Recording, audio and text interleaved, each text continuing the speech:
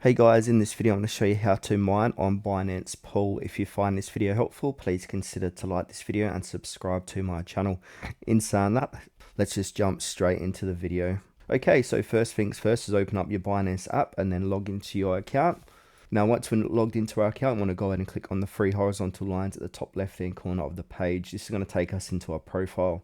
Now under our profile, we need to click onto more services and now scroll down and look for the earn section. So here it is here, earn.